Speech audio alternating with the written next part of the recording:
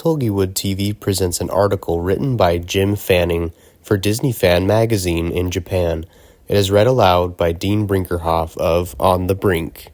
Disney Fan magazine from December 20th, 2020, Discovering Walt by Jim Fanning. His is one of the most well-known names in the world. His very signature, or a design based upon it, is immediately recognizable the world over. Yet many know little about the real-life man behind the name, and some are even unaware that this man was a real person who actually lived. The man, of course, is Walt Disney. This year, 2021, is the 121st anniversary of the birth of this remarkable showman, entrepreneur, and storyteller. But even as we celebrate his birth and honor and enjoy anew his accomplishments, we cannot help but note the fact that the man himself is little known among people in general in the United States.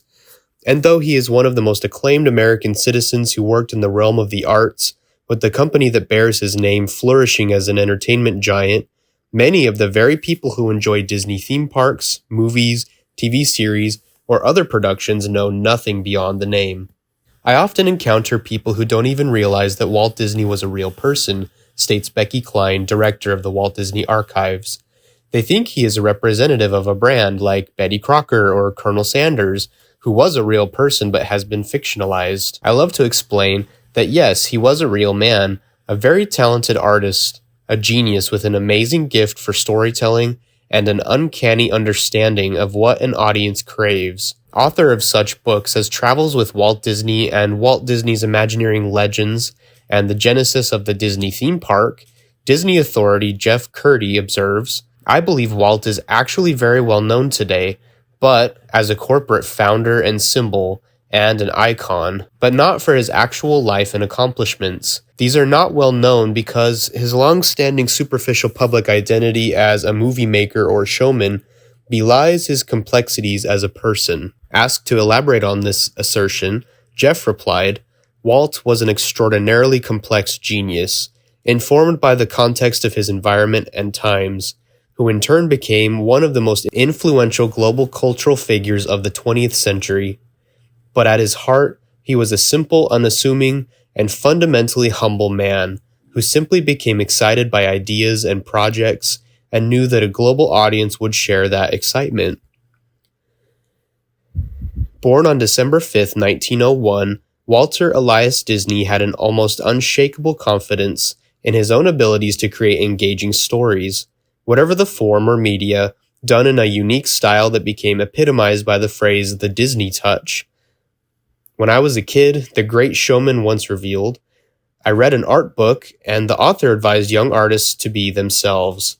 That decided it for me." From the start of his career, the producer set out to establish the name Walt Disney as a hallmark of quality.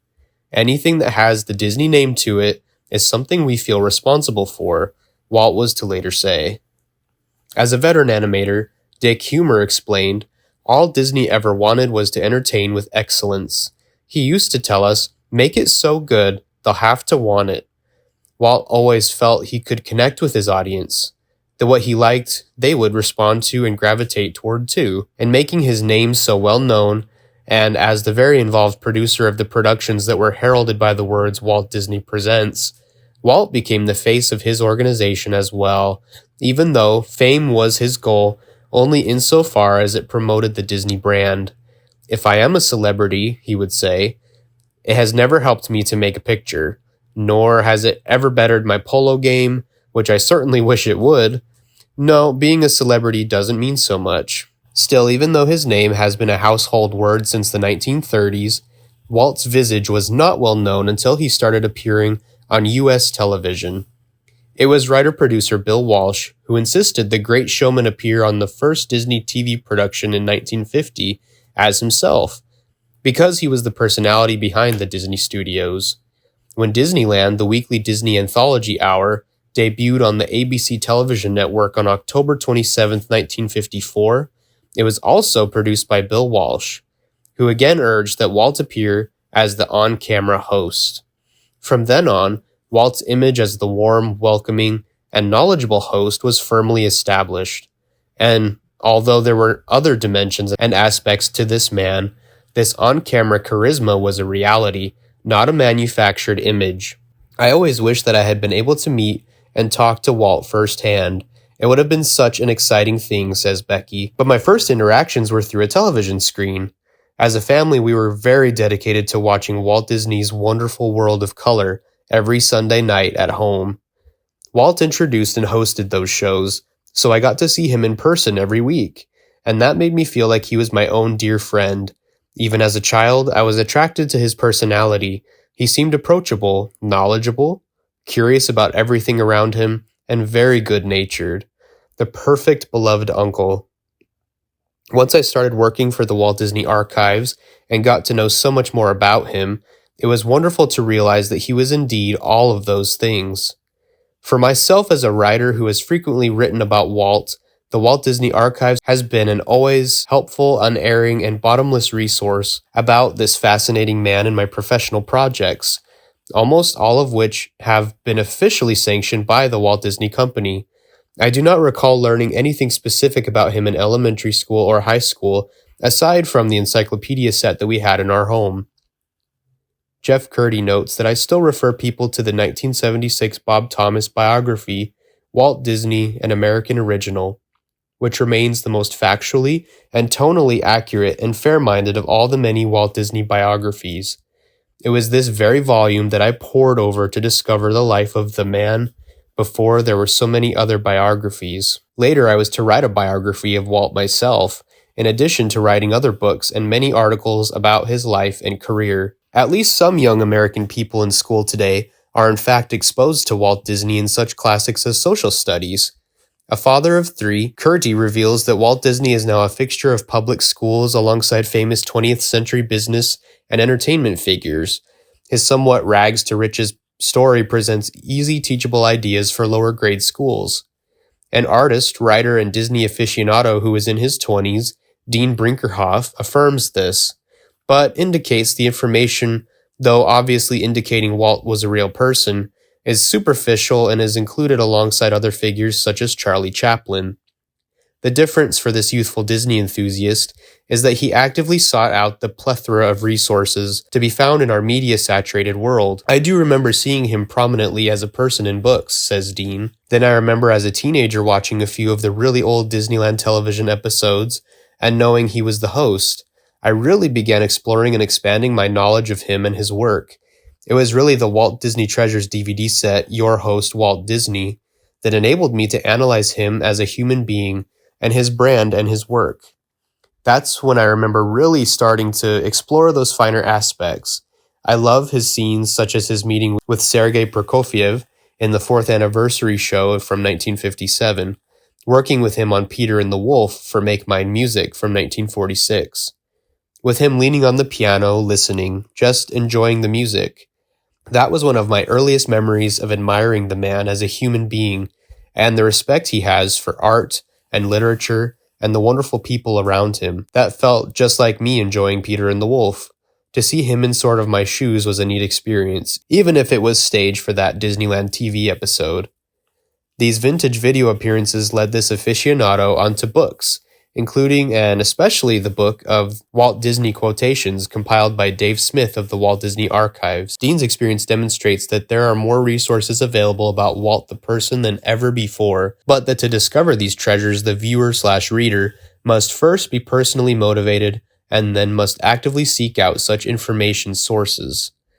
Luckily, some of Walt's TV appearances, such as The Plausible Impossible from 1956, are available on such platforms as Disney+, at least in the US. But today, the company bearing his name has done much to foster interest in and discovery of Walt the man through D23. I think the creation of D23, the official Disney fan club, has had an impact on the understanding of who Walt really was.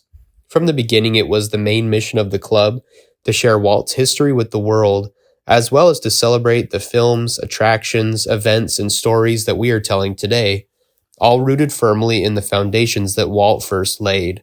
It's been one of my main goals since becoming director of the Walt Disney Archives to not only preserve and catalog Walt's legacy, but to share it as broadly as possible. The official D23 quarterly magazine, Disney 23, has frequently published behind-the-scenes articles about the man, including the long-running feature, A Walk with Walt, written by me as a year-by-year account of Walt's walk through history, starting in the pivotal year of 1923. What do people who have an interest in knowing about Walt Disney, the actual person, want to know? His professional work, such as the making of Snow White and the Seven Dwarfs from 1937, and the creation of Disneyland Park has been well celebrated. So again, it is the human being that beckons.